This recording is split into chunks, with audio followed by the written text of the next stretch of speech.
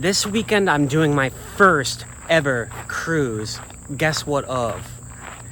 The Eerie Canal. That's right, the waterway that runs across upstate New York from Troy, New York to Lake Erie. Arguably the most important civil engineering project our country ever undertook. Yeah, you can do a boat cruise, so I'm going to be doing that. I'm going to be doing a road trip across the entire thing, learn the history of it, see all the abandoned locks. That adventure starts all right here on Peebles Island State Park. The Erie Canal was pitched as an idea in 1808, just a few years after the U.S. acquired the Louisiana Territory from Napoleon Bonaparte. The problem was the U.S. did not have any de facto control over all of that land. The Appalachian Mountains formed a wall, cutting it off by land, and to access it by sea meant going through British-controlled Canada, who was violating the sovereignty of the U.S. every chance it could get. So, the idea was to build the second longest canal ever designed by man that would cut through upstate New York. It would take years to build. It was finally completed in 1825, an engineering marvel, and it lived up to its hype. Believe it or not, during high tide, the Hudson River actually flows north all the way up to here, up to Troy, up to this island. It's what they call an estuary, and where the Mohawk and the Hudson intersect, as you can see, is very, very naturally rocky and shallow and intraversable. That's why they had to construct that dam over there and the first lock right here at the conjunction of the two rivers, right at the top of the island. We'll go see that next. That impressive thing right there is Lock E2, the first lock you would encounter if you were traversing the Erie Canal from east to west. That raises the water level about 30 feet. Also right here, going off to the side, is a separate canal system built later that connects the Hudson River to Lake Champlain. The two waterways actually conjoin right here. It's fascinating to see the construction behind these canals. One side of the Champlain Canal is literally just a waterfall. They call it a side cut lock. The Champlain Canal, by the way, was actually commercially active until the 1970s. The Erie Canal is still active, but only for recreation. Where the two join right here is a beautiful park.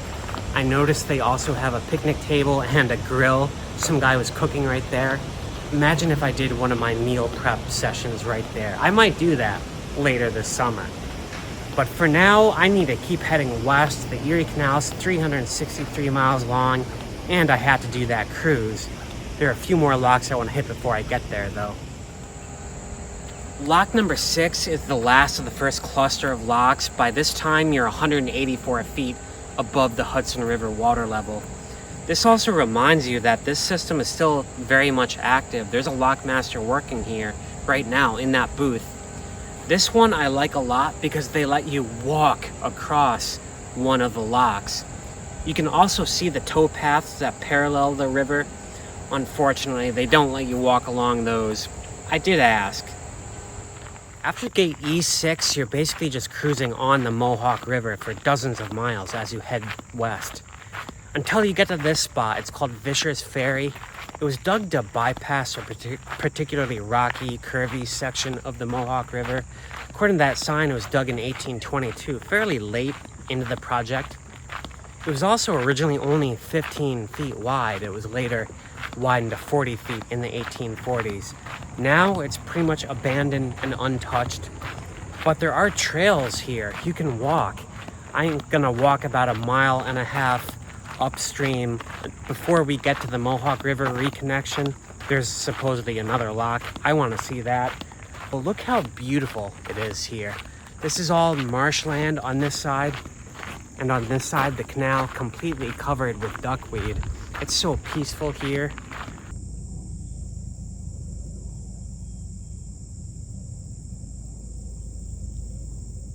On the other side there, you can see the original brick and mortar that was used for the towpath of the original Erie Canal, now all since grown over. Oh, look at that. Is that what I think it is? I got bad news, guys. There were Concord grapes growing alongside the Erie Canal back there. Like, someone planted those. Those are not native to this environment. So, of course, I had to forage. I ended up eating for about an hour and 45 minutes. I don't think I can even make it to the lock before it gets dark, but I'm gonna try. Check this out. This is lock number 19, just kind of only accessible by this trail, completely abandoned. And this is supposedly the original width of the Erie Canal, only about 15 feet wide. Let's check it out. Where it meets the Mohawk River is pretty wild. I barely saw any development. I really enjoyed the walk back though. You know, going by that old canal lock number 19, just abandoned in the woods like that with duckweed and like beavers swimming through it. It's almost unreal. I also saw some beavers doing laps on the water. I saw a beautiful blood moon setting over the marsh. I saw an airplane fly over my head. Yeah, an all-around gorgeous walk. Look at that. Isn't that just unreal? So I don't know where I'm gonna sleep tonight. I'm not sure. My tour tomorrow on the canal, which I'm really looking forward to, it's in the town of Herkimer. It's about an hour and 20 minutes from here. I don't want to be farther than a half hour from it. So I gotta hunt down a spot very carefully tonight. It is a Friday night, so the police may be out in force. I don't know. Let's see what I can do. Look at that moon. That big box lot turned out fine. I got a great sleep. Best of all, there was a Dunks right down the street. Got to do some uploading and editing and all that YouTube BS. Now I'm at the Gems of the Mohawk Visitor Center, where today's tour of the Erie Canal starts. I guess this place is also known for its gemstones. There was a quartz diamond mine right near that Walmart I slept at last night. We're about to leave the river and enter into an artificial, man-made section of the canal known as a land cut. The guard gates are used as flood control mechanisms. When flooding occurs, the gates are lowered and fit into a concrete sill under the water. So the canal tour was fully booked. I think I was the only person under 60, maybe even under 70. It goes through a lot of the Mohawk River, about half river, half canal. You do go through a dock, which is pretty awesome. It takes about, 15 minutes for it to fill up. Those docks are apparently leaky as heck, but I guess that doesn't matter. It actually helps because coming back the other way, fills up the dock faster. We also went by a historic church, supposedly the second oldest church in New York State, where they were having a Civil War reenactment. Thankfully, the rain only just started as we were returning to port.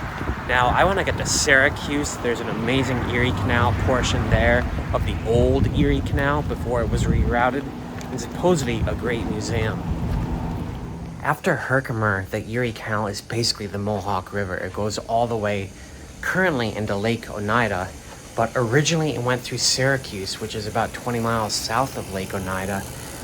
There's an amazing museum dedicated to the Eerie Canal, probably the best one there is, right there in town. I got here just in time to explore it. I think the best reason for visiting this museum is the wealth of old photos of the canal in operation.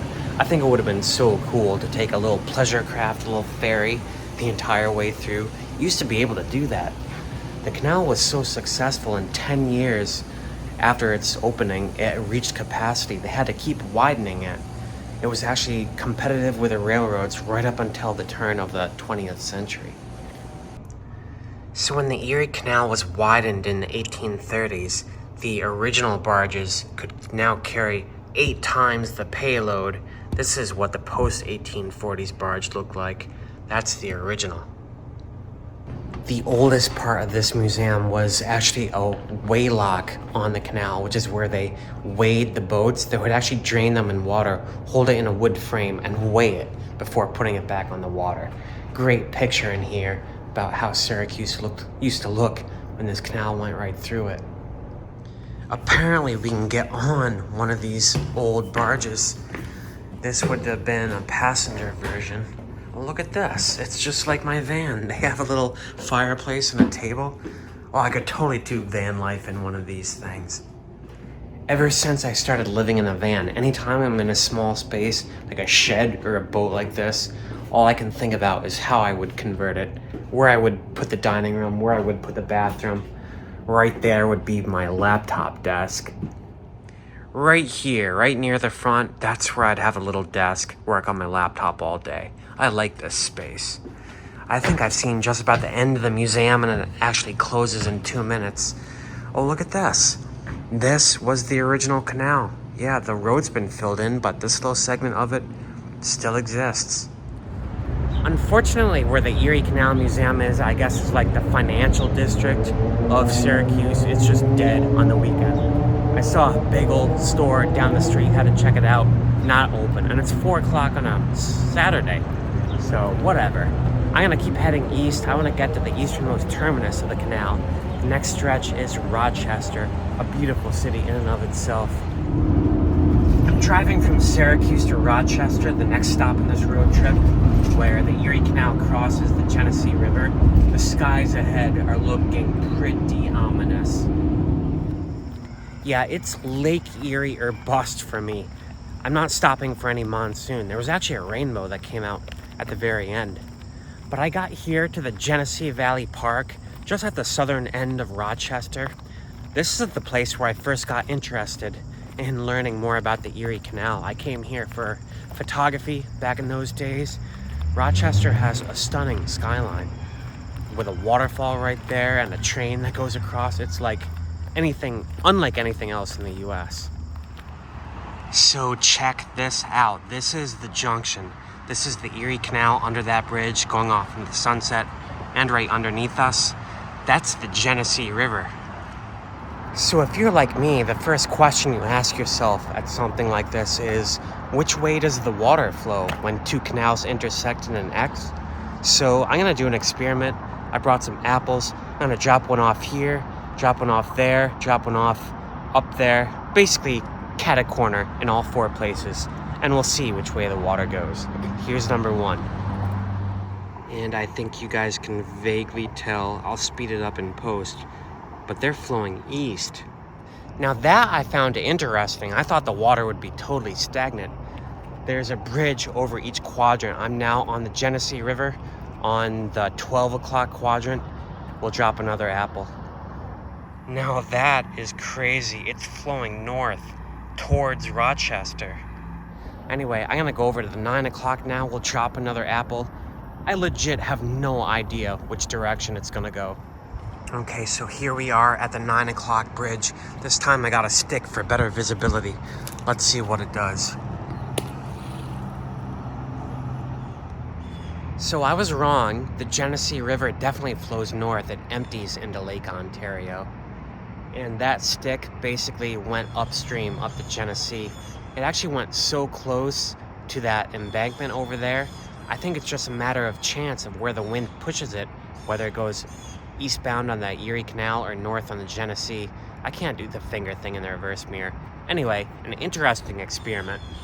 How fun would it be to take a kayak out in that? And look at the beautiful light right here. Oh, I so want to get on that trestle bridge. Looks like there's actually barges down there. I'm not sure how often this place still gets used. It's maintained pretty well. And as you can see, the sun is going to set soon. It's so beautiful here, but believe it or not, I did want to make it to Lake Erie tonight.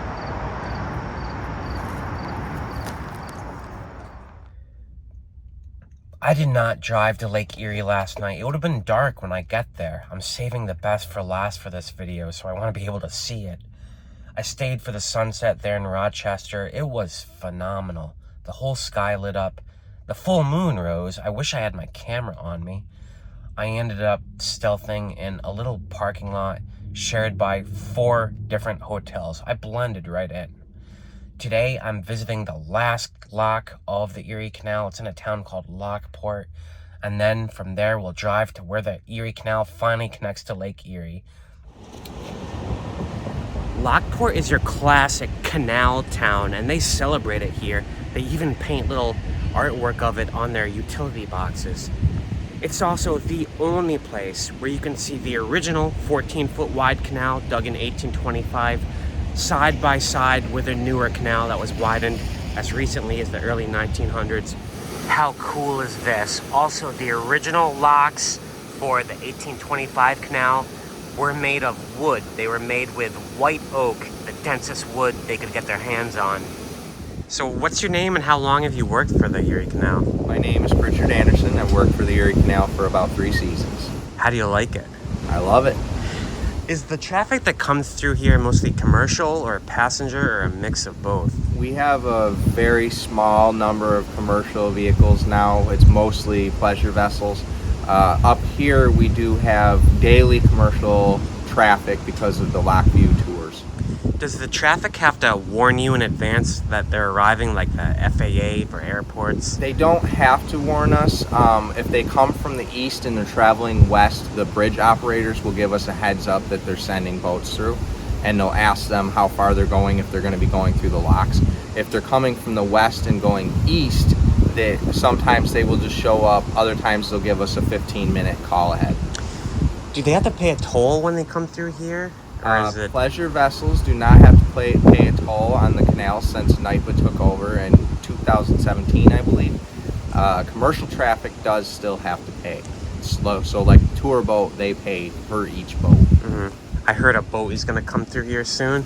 Around 12:30 to 12:50, the tour boat will be coming up through. Yes. All right. They'll go up there, they'll turn around, and they'll come back down through. Oh, I want to see that. All right, thanks a lot for answering questions.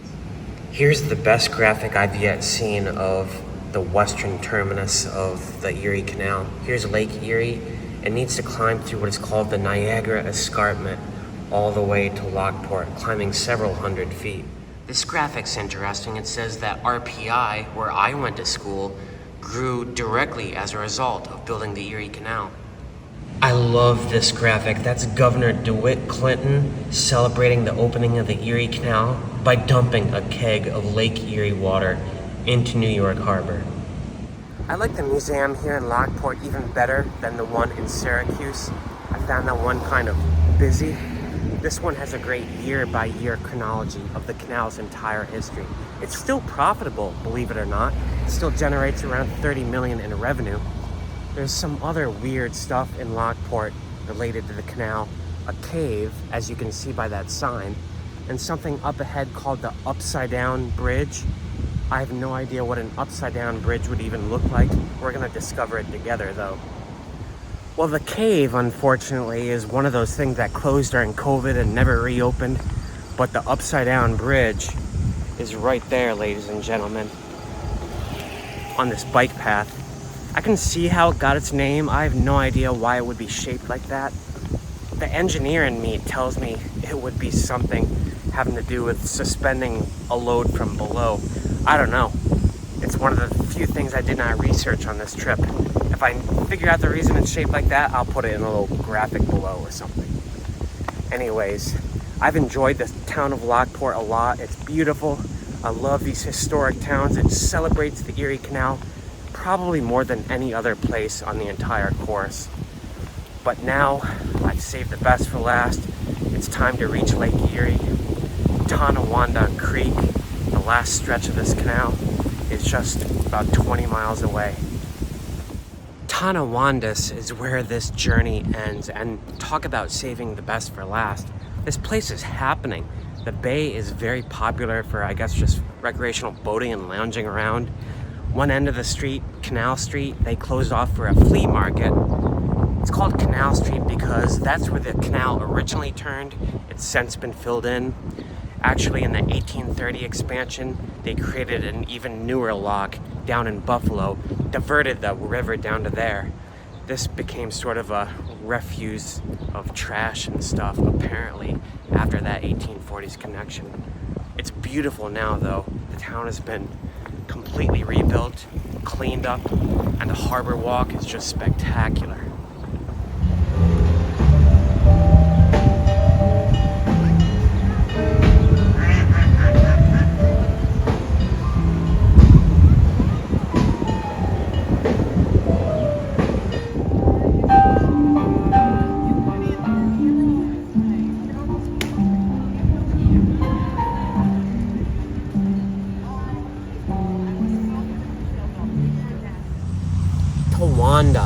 What a gorgeous town to end this road trip in.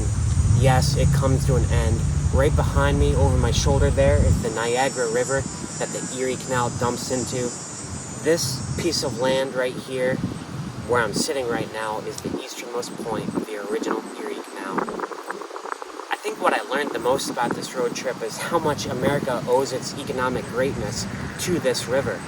This river not only was a commercial success in and of itself, it forced our railroads to be more competitive.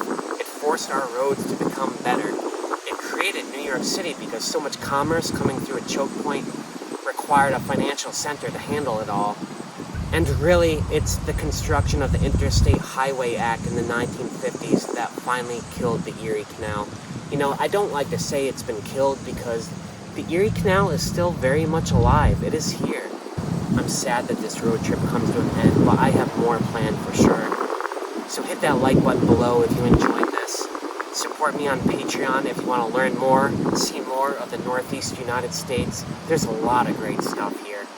Anyway, thanks for coming along with this adventure. Hope you guys enjoyed it as much as I did. Peace out.